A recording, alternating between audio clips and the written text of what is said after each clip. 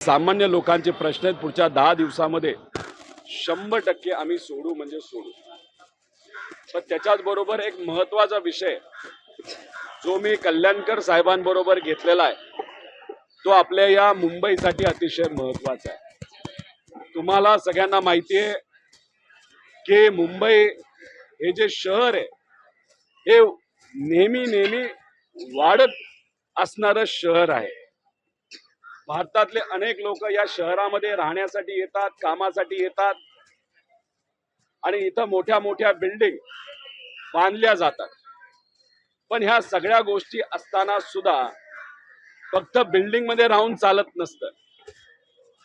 त्या लोकांना चांगले खेळायला ग्राउंड असणं, पार्क असणं, हॉस्पिटलला जागा आरक्षित असणं, शाळांना जागा आरक्षित असणं आणि सगळ्यात महत्त्वाचा मुद्दा म्हणजे एसटीपी म्हणजे जे काही घाण पाणी असतं त्याला स्वच्छ करून परत एकदा समुद्रात सोडणं असेल, नाही तर जे काही करायचं असेल तर एसटीपी जो प्लांट असतो त्याच्यासाठी सुद्धा बीएमसीली मोठ्या मोठ्या जमिनी या आरक्षित केल्या आहेत।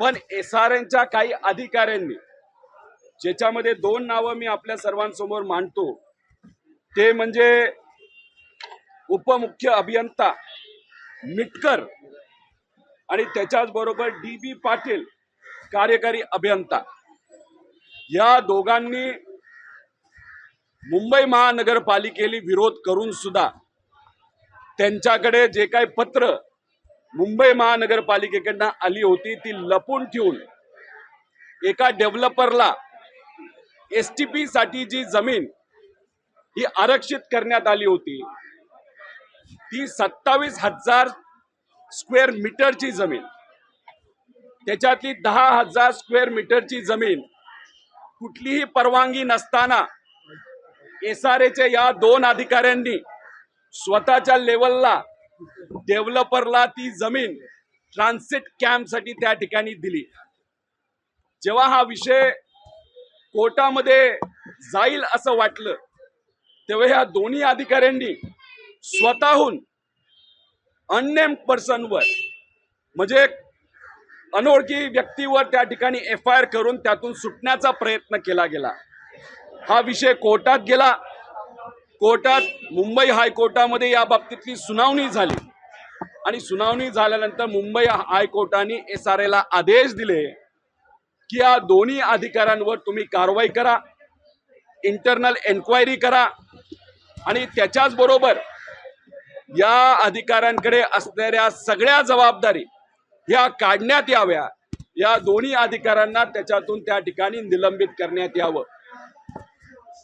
अनेक महिन्यांपूर्वी म्हणजे फेब्रुवारी महिन्यामध्ये हा आदेश देऊन सुद्धा या दोन्ही अधिकाऱ्यांवर कुठंच कारवाई SRA कडनं त्या ठिकाणी करण्यात आली नाही। मिटकरकडे जी जबाबदारी होती त्यातली थोडी जबाबदारी ही काढण्यात आली, पण बाकी जबाबदारी तशीच ठेवली आणि DB पाटील ही आता रिटायर सुद्धा झाले। त्यामुळे DB पाटलांवर सुद्धा रिटायर झाला असले तरी त्यांच्यावरती कारवाई करा, कारण का या 10,000 स्क्वेअर मीटरची किंमत आज जर तुम्ही सर्वांनी काढली तर ती 5,000 कोटी रुपयाची जागा आहे।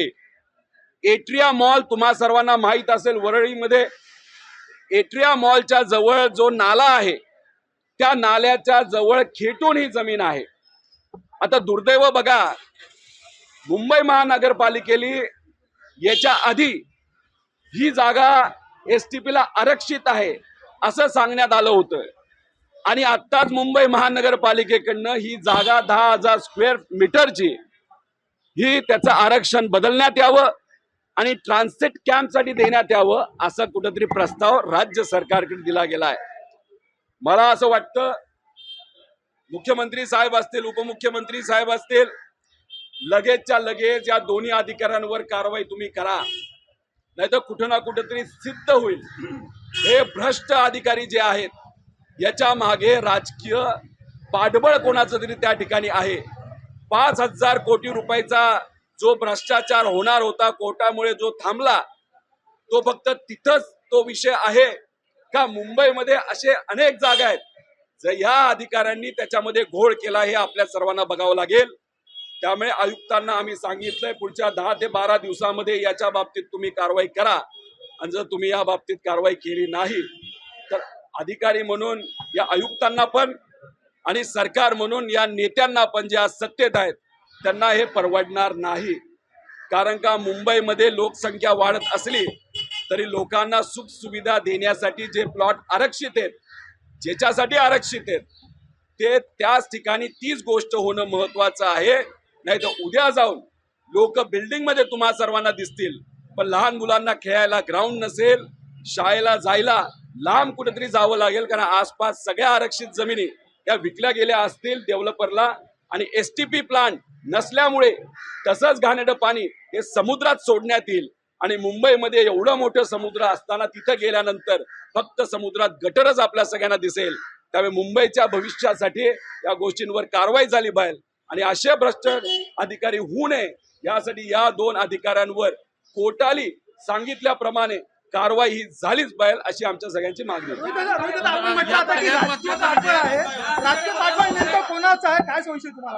मी एवढं सांगतोय की पुढच्या 10-12 दिवसामध्ये जर या 2 अधिकाऱ्यांच्या बाबतीत राज्य सरकारने कुठंच कारवाई तिथं केली नाही तर पुढे कोणाकोणाच्या लिंक आहेत हे त्या ठिकाणी आम्ही सांगू शकतो। त्याच्याच बरोबर कुठला अधिकारी कुठल्या विभागातून कसा SRA मध्ये आला, कुणी परीक्षा दिली कुणी परीक्षा दिली नाही, याचे सगळे नावं आमच्यापाशी आहेत। तो विषय आज आम्ही इथं घेणार नाही, पण मुद्दा एवढाच आहे की या 2 अधिकाऱ्यांवर कोर्टाने ताशिरे ओढलेले आहेत, कोर्टाने आदेश दिलेला आहे। सरकार कोर्टापेक्षा मोठं झालंय का? कोर्टाचं सरकार ऐकणार नाही का? का उद्या जाऊन तुम्ही हे सांगणार कोर्ट पण आमची ईडी आणि सीबीआय साठी की बी टीम आहे, त्यांचं ऐकलं काय नाही ऐकलं तर चालतं, अशी जर भावना या सरकारची झाली असेल साफ चुकीची आहे। न्याय व्यवस्थेवर आमचा सगळ्यांचा विश्वास आहे, पण न्याय व्यवस्थेचं हे सरकार जर ऐकत नसेल तर फार चुकीचा संदेश हा लोकांमध्ये त्या ठिकाणी जाऊ शकतो। या 2 अधिकाऱ्यांवर एकतर FIR झाल्यावर जर तिथं SRA कडनं मान्य करून घ्यायचा असेल तर मग मला या तुमच्या प्रोजेक्टमध्ये पार्टनरशिप द्या।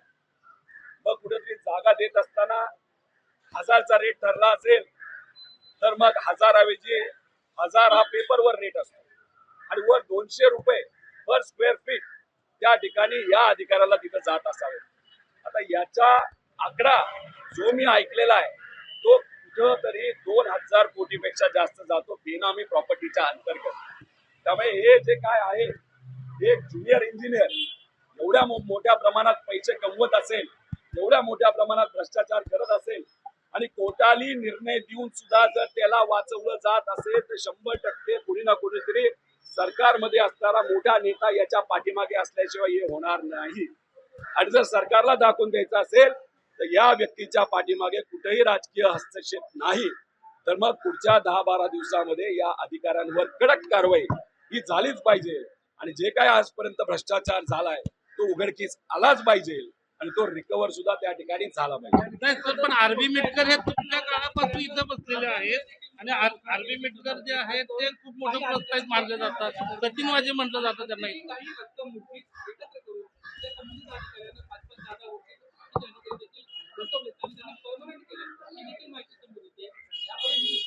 कदाचित तुम्ही जे म्हणत असाल एकतर SRA मध्ये काम करत असताना मुंबई महानगरपालिकेचे जर अधिकारी परीक्षा देऊन इथे येत असतील तर त्यांचं इथं स्वागत केलं जातं का? कारण मुंबई महानगरपालिकेतल्या लोकांना इथं कसं काम केलं जातं, मुंबई शहर कसं आहे याचा काही प्रमाणात त्या ठिकाणी अंदाज असतो, आणि स्लम रिहॅबिलिटेशन मध्ये तिथे असणाऱ्या लोकांशी संवाद साधणं ह्या गोष्टी थोड्याशा त्यांना सोप्या असतात। पण आम्हाला असं कळालंय की 10 असे अधिकारी आहेत ते BMC मधून नाही पण म्हाडामधून त्या ठिकाणी इथं आणण्यात आलेले आहेत। त्यांनी कुठलीही परीक्षा तिथं दिली नाही, आणि त्यांना इथं आणण्यामागे मिटकरचा खूप मोठा वाटा आहे। मिटकरली काही एका छोट्या नेत्याला हाताशी धरून त्यावेळेस जे मंत्री होते आणि मुख्यमंत्री साहेबांना त्यावेळेस तुम्हाला माहिती आहे एकनाथ शिंदे साहेब होते, चालता चालता सह्या करायचे, आणि एका खालच्या छोट्या मंत्र्यांनी एखादा प्रस्ताव मंजूर केल्यानंतर चालता चालता आपल्याच एका नेत्याने तो मंजूर केलाय म्हणून चालता चालता सही ही मुख्यमंत्री साहेबांनी त्या विषयावर केली असं आम्हाला कळतंय आणि ते बिना एक्झाम देता काही 10 अधिकारी इथं आलेत असं आम्हाला समजतंय. त्याच्या खोलात आम्ही जाणार आहोत. पण महत्वाचं काय, हा एवढा भ्रष्ट अधिकारी जर इथं असेल तर त्याच्यावर कारवाई का केली जात नाही आणि कोर्टाली सांगून सुद्धा जर कारवाई केली जात नसेल तर मग सरकार कोर्टाचं जर ऐकत नसणार तर गरिबाचा सामान्य लोकांचं कसं ऐकणार हे सुद्धा त्या ठिकाणी आपण सगळ्यांनी समजून घेतलं. डीबी रियालिटी आणि लोखंडवाला इन्फ्रास्ट्रक्चर या 2 कंपन्यांवर पण या अनुषंगानं गुन्हे दाखल झाले होते. ईडीने याची चौकशी केली पाहिजे का? 267 महानगरपालिकेचे भ्रष्टाचारामध्ये सापडलेले अधिकारी आहेत त्यांच्यावर कारवाई झाली नाही. 21 वर्ष केसेस चालू आहेत. तुम्हाला अपेक्षा आहे का महानगरपालिका किंवा कलेक्टर या ठिकाणी कारवाई करतील? आजपर्यंत जे मुद्दे मी घेतलेले आहेत, आम्ही घेतलेले आहेत, आदरणीय पवार साहेबांच्या मार्गदर्शनाखाली आम्ही जो लढा त्या ठिकाणी लढलेला आहे तो शेवटपर्यंत नेलेला आहे. तुम्हा सर्वांना माहिती आहे की नवी मुंबईमध्ये जे सिडकोचं प्रकरण होतं तिथं आम्ही सगळ्यांनी मिळून तो विषय आणला आणि तो पुढे आणल्यानंतर तिथे असणाऱ्या अधिकाऱ्यांना विश्वासात घेऊन 5,000 कोटी रुपये हे सामान्य लोकांचे त्या ठिकाणी आपण वाचवलेले आहेत आणि अनेक मुद्दे असे आहेत. त्यामुळे याच्या आधी काय झालं याच्यापेक्षा आम्ही कुठला मुद्दा आता त्याच्यामध्ये घेत आहोत हे पण महत्त्वाचं आहे. आणि बघा इथे आमचे काही कार्यकर्ते पुढे येतात, आम्हाला सांगतात तो मुद्दा आम्ही पुढे आणतो. जसं नवी मुंबईमध्ये भावनाताईंनी तो मुद्दा तिथं आणला, तो मार्गी लागला, 5,000 कोटी सामान्य लोकांचे वाचले. आता इथं असणाऱ्या मुंबईच्या आमच्या सर्व अध्यक्ष आणि यांनी हा मुद्दा आम्हाला दिलेला आहे, तो आम्ही मार्गी लावणार. आणि 5,000 कोटी रुपये जे जमिनीची किंमत आहे, जिथं STP प्लांट म्हणजे गटरेचं पाणी स्वच्छ करण्याचा जो प्लांट तिथं बांधला जाणार आहे, ती जी जमीन आहे 5,000 कोटीची एका डेव्हलपरला जी दिली जाणार आहे ती आम्ही 100% वाचवणार म्हणजे वाचवणार. आणि हे जे अधिकारी आहेत जे भ्रष्ट आहेत आणि अशा पद्धतीने त्यांच्या पदाचा दुरुपयोग करतात आणि गरिबाला नाही तर मुंबईला मोठा त्रास येत्या काळामध्ये निर्माण होऊ शकतो, अशा अधिकाऱ्यांना आम्ही सोडणार नाही.